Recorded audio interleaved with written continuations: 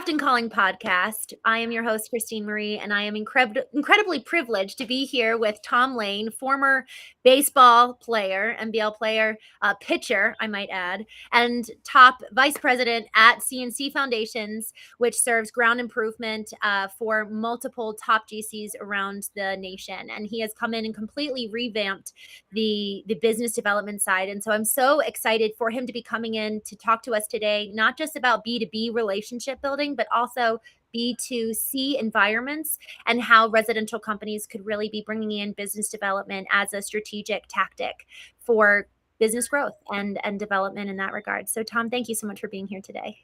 Thank you for having me. Appreciate the opportunity. Yeah, I'm very excited. It's fun.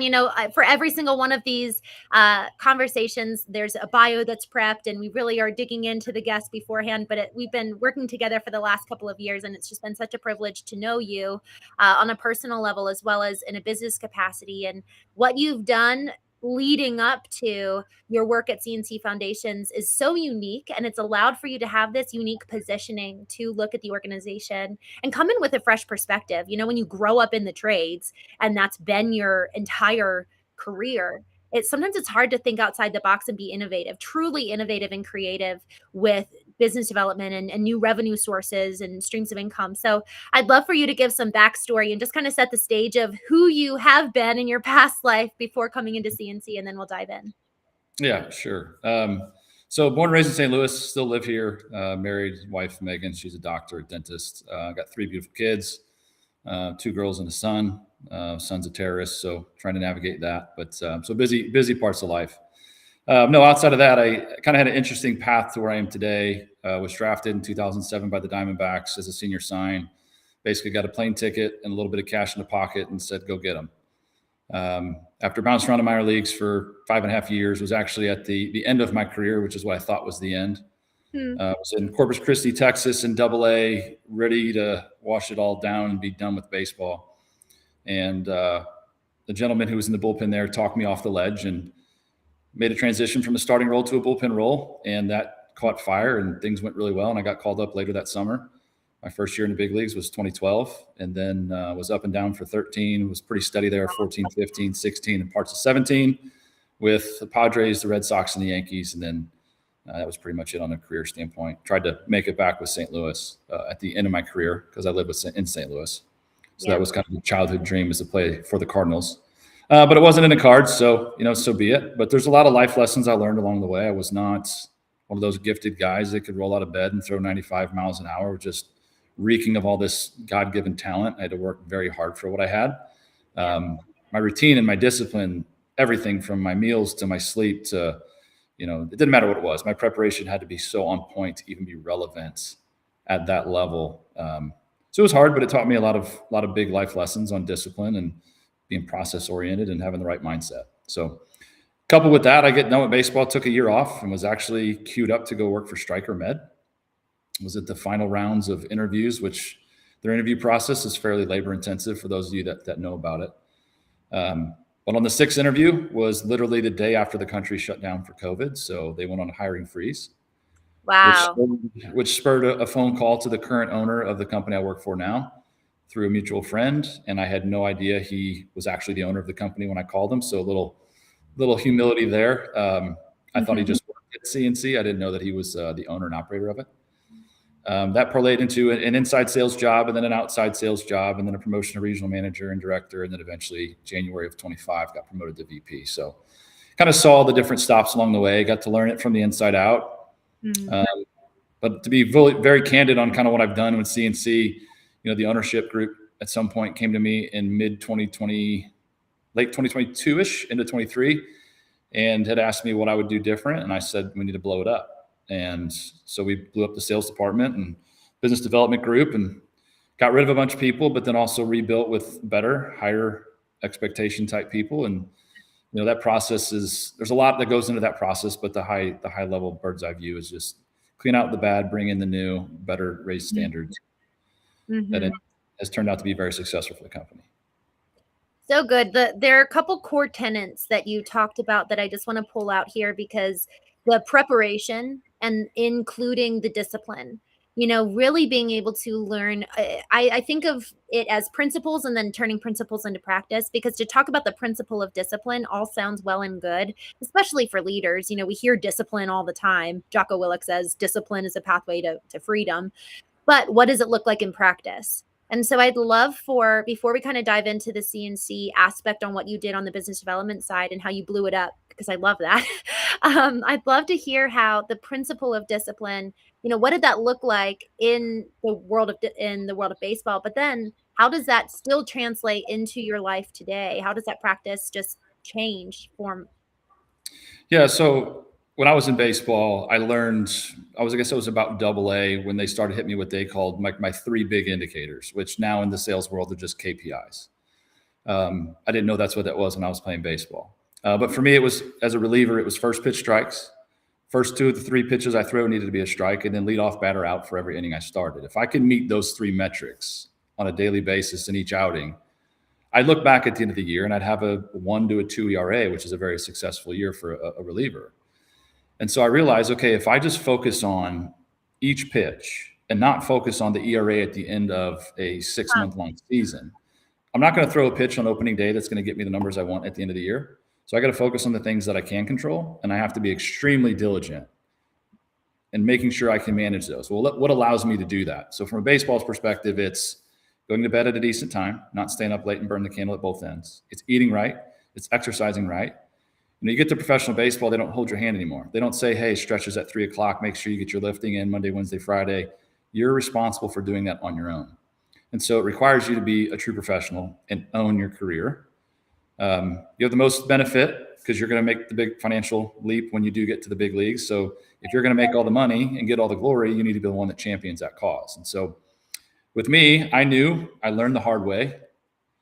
I made some decisions leading into not only my college career, but even as a draft person. Yeah, everybody goes out and has a few drinks, but I learned very quickly that I can't perform because I was never extremely gifted. I had to make sure that all the things I could do to put myself in that advantage was just getting me to even for everybody else. So I had to be even more diligent. And so the discipline for me was literally everything: was eat, sleep, drink, baseball, and what I had to do to be productive that day. Because I cared, and so I just focused on the process and made sure that I did the process that I had laid out every day. Didn't skip a beat. I was basically a slave to my routine and my process. And when I got to a higher level, I realized most people are that way in the game. They understand the bite-sized chunks they take out every day, all the way down to the food they eat for breakfast, lunch, and dinner every day. I mean, it sounds silly, but there's parts of my career where for 3 months straight, because things were rolling good, I would eat the exact same thing for breakfast every day. And so all it's superstition, but it's also part of the process and staying disciplined for something that's working. And then there's a mental side of the game, which was really the flip for me that changed being able to play in the big leagues and then actually staying in the big leagues. Anybody can be there on their good day, but who can be there on their average day? And that's a mental mindset that needs to be maintained. To parlay that into, the CNC side, when we kind of blew up the sales department, the business development department, I looked for individuals that were process oriented, understood discipline, had a little bit of some adversity in their prior life, whatever they were doing, and had to fight through it, understand what it's like to be in the trenches and actually work for something that's worth it. And so that's what I've looked for. And there's always that X factor. You can just kind of get a feel on people. Our process for hiring is rather labor intensive. I've kind of stolen that from some other people in the industry, but there's a lot of interviews that take place. And basically, if things are going positive and they're moving in a positive direction, that person's probably going to get an offer from us at the end of the day.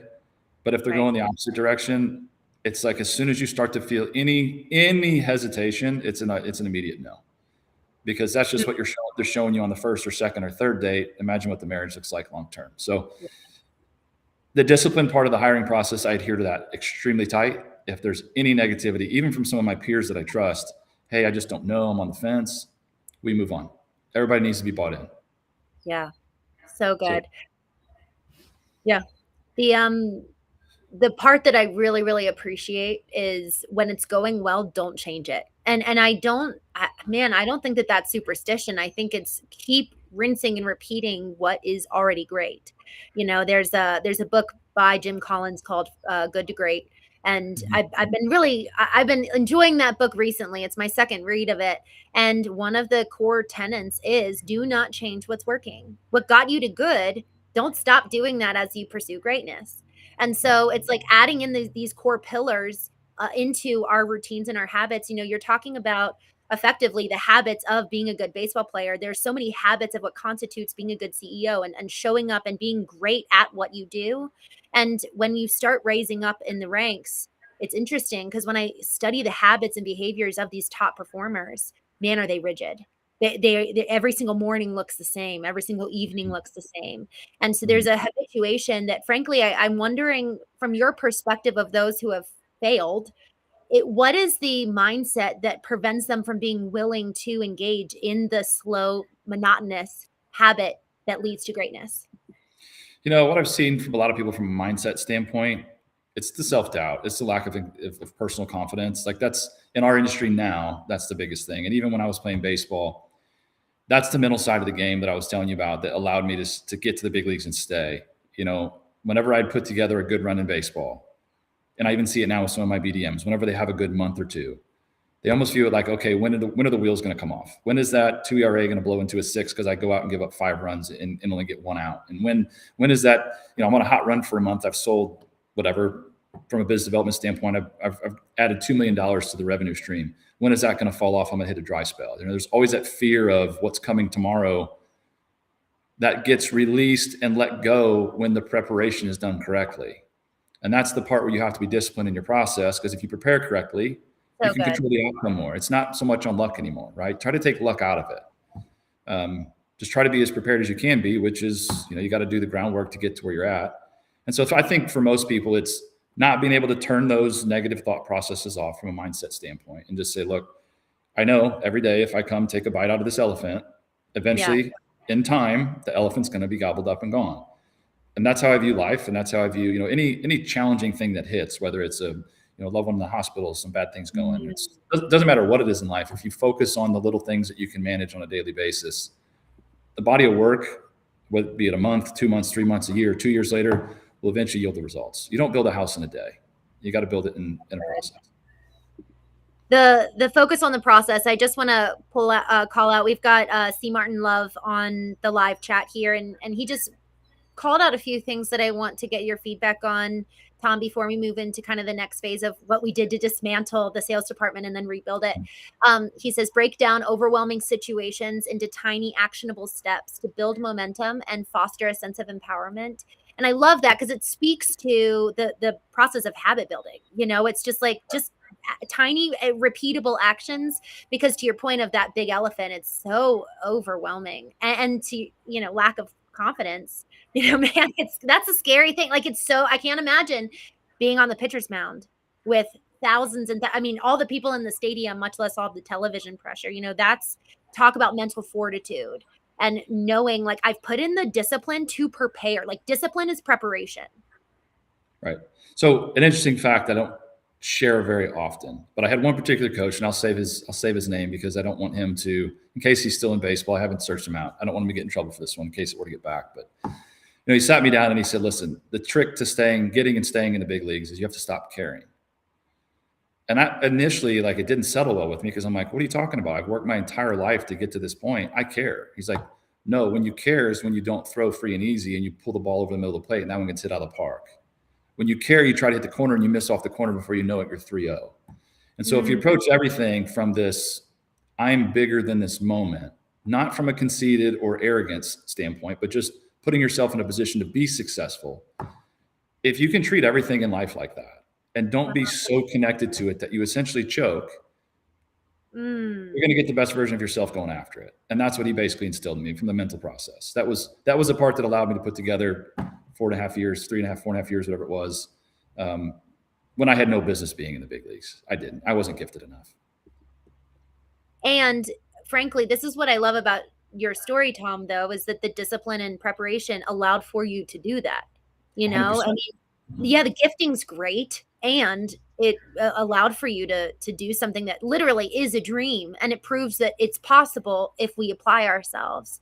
And so to that point, it's, man, okay, there's so much more possibility in life if we're willing to do the work. And so then that comes back always to the question of, what do you really want? Like at the Right. core of it, it's always that, do you want it bad enough? And then Mhm. are you willing to put in the work? C. Martin, I love what you put here in the chat. You said mentally separating your self-worth from whether a deal closes, from whether you actually hit it out of the park. So it really is the detachment, the Yes. separation. So good. Yes.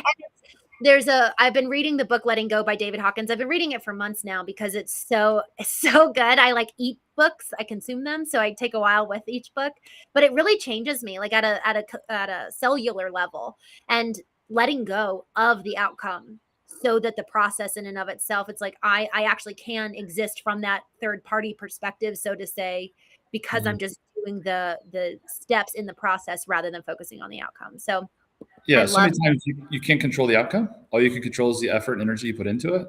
yeah. You throw a pitch down and away and it's perfect. And the guy's got out 99 times out of the first 100 he's seen that pitch. Well, he may hit that one and get a knock or hit a homer.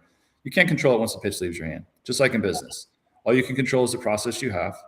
All you can control is how you do leading up to whatever that sale is or that big close is. But at the end of the day, you never know what demons are working on the backside, the relationships that they have. So no matter how well you do, you cannot control the outcome. All you can control is the effort and energy you put in the front end. So good. Yeah, and that's the business development mindset. It's like all you should be doing is worried about the jobs you should be closing with these customers and clients, not the one in front of you. You put yourself in a position to win two, or if not two, three, and 4 and 5, and so forth. And if that's your mindset, typically you're thinking through the right channels. And Tom, that approach you've really taken into about even just like the elephant, like you're encouraging the entire team of business developers, all of which you've kind of hand curated and selected, and you've completely rebuilt this team from scratch since you first started in a managerial position. You've encouraged them, like, pick your key elephants rather than shooting all these arrows out, but like really go after these core companies and these core relationships and focus on that. We're after quality, not quantity. So can you talk through what did it take? Leadership came to you a couple years ago and said, what would you do to grow this business? And you Right. said, I'd tear apart it, the sales process. Yeah, I said I'd blow it up. Part of that was about raising the standard because, frankly, we just had the standards were low from the prior leadership in the business development department. And when you come from a locker room where you have so many people, and there's a vivid story for me. I was in Seattle. It was a trade deadline. I was with Boston, and they just picked up a guy named Fernando Abad at the trade deadline, which meant that I was the odd man out. I was left in the bullpen getting shipped out. It worked out. I ended up going to the Yankees on a major league contract, and I got to pitch against Boston. Story for another day. But anyway, so that day when I knew I was the guy going, because you just know, I'm looking around the locker room and like really trying to soak it up because Boston was like my family. It tore my gut out when they said, "Hey, you're going to be leaving."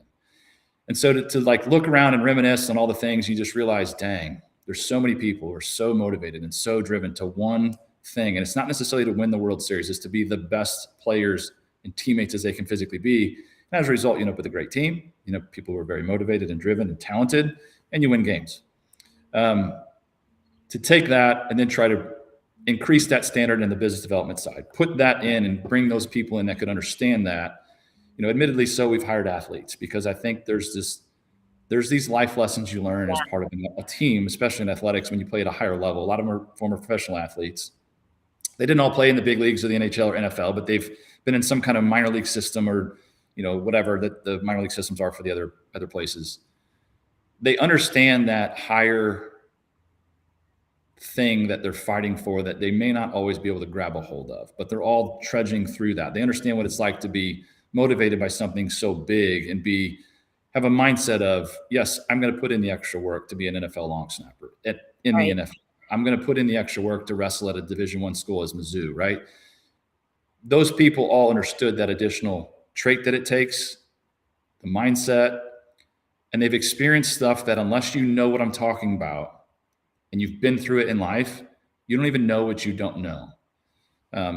There was skepticism when I talked about the team I was going to build and what I wanted it to look like. And I was basically told, I'm sorry, that doesn't exist. And I said, step aside and watch, just give me a few years. And so I understand it, but it's because it's not their fault. They didn't know those kinds of things existed because they've never been in a locker room like that and seen that kind of team chemistry and camaraderie and all those individuals so motivated for one common task. And so that's culturally, right? You got to have that kind of culture.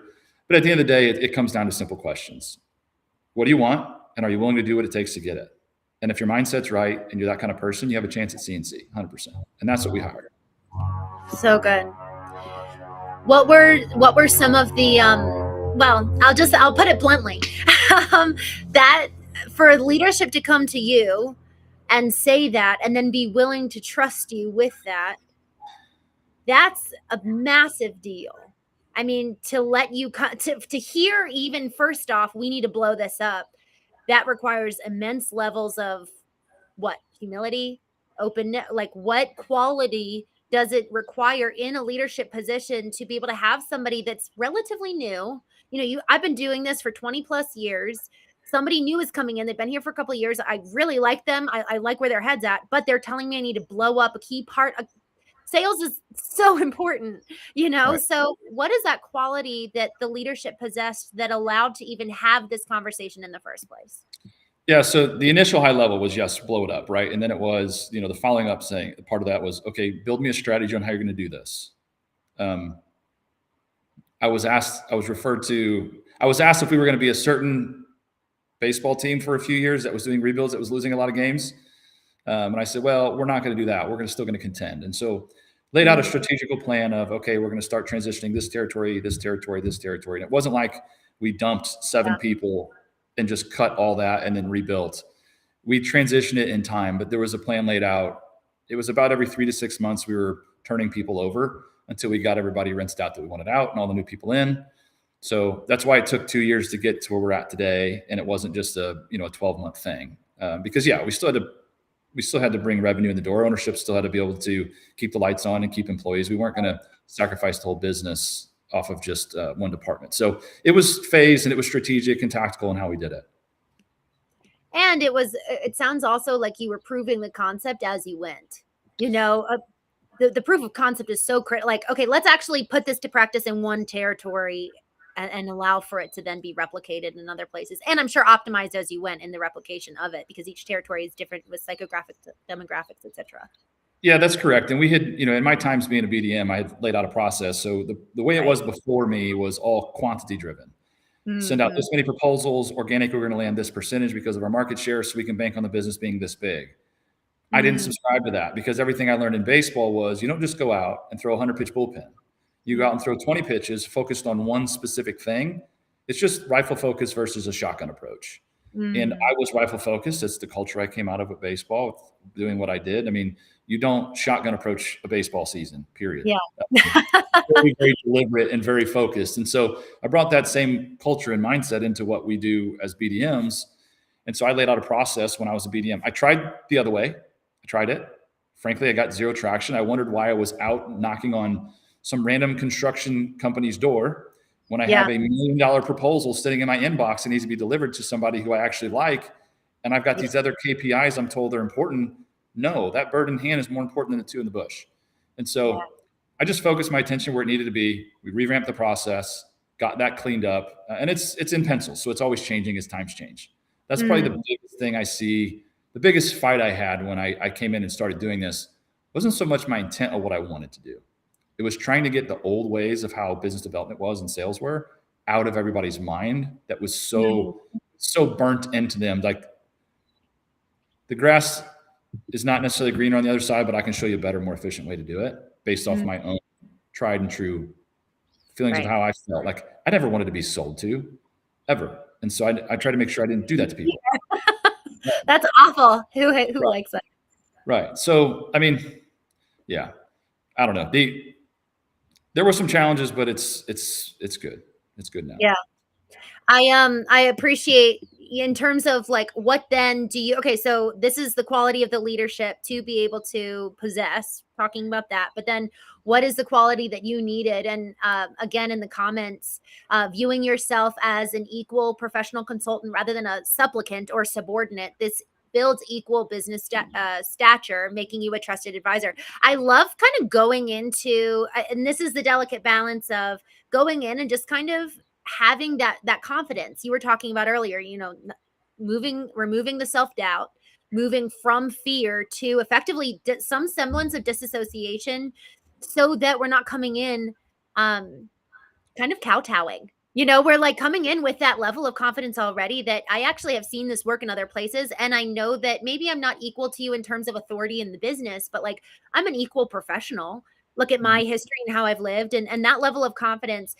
You were talking, you mentioned not being arrogant. So I want to hear from you, Tom, on how you balance that, because the level of confidence you do hold and the entire rest of the business development managers, it has been read as arrogant by people who don't have that same level of confidence, and people Mhm. maybe who don't know you, where maybe they've experienced that in the past as arrogant. So how do you balance the humility and openness with also, and you and I have had this conversation before, because I really value this quality about you and your team.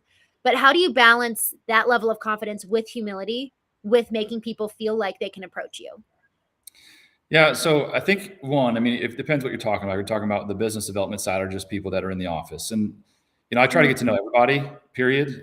Whether we're in the field or in the office, I want them to always feel like they're comfortable in having conversations with me. The door is always open and truly caring about who and what they are, and not just, hey, how was your weekend? And as soon as I ask the question, I'm checked off thinking about my own weekend, right?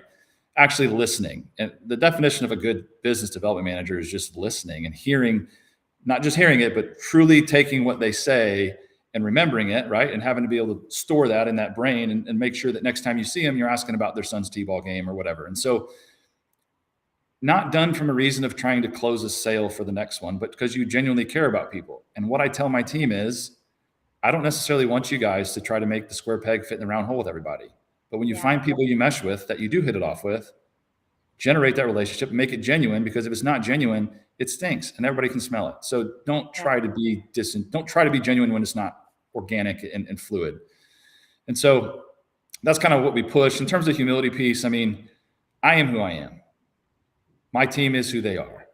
And until you're truly comfortable in your own skin, being yourself, Mm, you got to be that. And so that's part of that confidence thing. And I think there is a fine line between arrogance and confidence, right. but the ability to say, you know what, you're right. I screwed that up. I'm going to get it right. That helps. And in conversation, when you're talking to clients and stuff like that, it's when they screw up and they come to you hat in hand, or when you screw up, being able to come to them and say, hey, look, I messed this up. Mm, It they know, and they all get it, right? And so we want those kinds of things. You want people to be able to partner on jobs and not just us working for them. And to be fully transparent, there's a handful of people doing this ground improvement thing nationwide. There's thousands of general contractors. yeah. We are a much smaller resource, and we need all GCs. I'm not saying we don't, but there's not many people out there providing our services. And so, with that being said, it's like, why put yourself below on a totem pole? We are equals. Mm, At the end of the day, you go home to wife and kids, or you don't, but we still go home to homes. We all still yeah. live in the same country, driving the same vehicles. We're all the same person. Like, could I Right. leave CNC and get a different job? Probably. Could you leave your company and go to a lesser job? Probably. It's like, don't treat me any different. I'm still a human being. So I give Mm, this. so good. So good. And even I'm remembering what you said about really being able to let go of the outcome, because then it does allow you in each one of these cases in throwing the pitch, hoping you actually get the strikeout rather than a grand slam. Right. When you're going in to tell leadership how to what you think could change, and going in to close a sale. Each one of those, letting go of the outcome and paying attention to the process. Is this even a good fit to begin with? Because God forbid you close a job and it goes to hell in a handbasket. Right. Like we'd rather not get the job. So Right. the letting go and then engaging with people, if you've actually let go of the outcome, I think for those people who are so tightly attached to the outcome, they might actually view it as arrogance, or view because they're like, wait, what is this weird ability that you have to be just curious and open-minded and not attached, and you're not coming from a place of fear. And Right. that's, I think, one of the biggest things is you're no longer coming from that position of fear to try to close the sale or land the pitch. um, Tom, quick question for you. Yeah. I know that we're pretty much at time here We for can all. go. We can keep. It's up to you. I don't know how long you want to do this, but we can Well, go you as know long. what? We might need to do a part two, because I actually would love to dive into the residential side Yeah. and how can residential teams be looking to kind of incorporate business development. I think that this is, frankly, I think business development is one of the core aspects of businesses moving forward in a world of AI. We need to be way more relational. So if you're up for doing a part two, I would love to have you back on and talk about building relationships in an AI world. Would you be up for that? Yeah, 100%. And for the residential piece, I mean, I know you probably want to tackle that in a little bit different way, but there's definitely a need for business development in the residential world. So much of this stuff is, B2C for most residential companies, but imagine how big a company gets if, and I don't know how it is in your neck of the woods, but around here, when they develop 100 acres and they put 300 homes in there, somebody's getting all that earthwork and somebody's getting all that drywall and somebody's getting, those are not just all custom homes for some of Yeah. these mass developments. So imagine if you had a business development person talking to a big developer of residential, then working to get a deal struck. So instead of just getting one house to paint the entire house, you're getting 200 homes to paint all the homes. And so that's the business development side there, because the B2C stuff is a little bit more challenging, but that's more B2B. And I think business development makes sense on B2B stuff, which definitely is in residential. B2C is just a little bit more challenging because it's typically a one-time buyer and you won't hear from them for years. Right. That's Exactly. kind of how it is. So that's my take on it from the limited experience I have with residential. Well, I would like to dive in if you're up for it, Tom. Yeah. Let's do a part two. Y'all, thank you so much for tuning in. Tom, thank you so much for your time today. This was so good. Absolutely. Anytime. All right, y'all. We'll see you next time on The Craft and Calling. Until then, good luck on your business.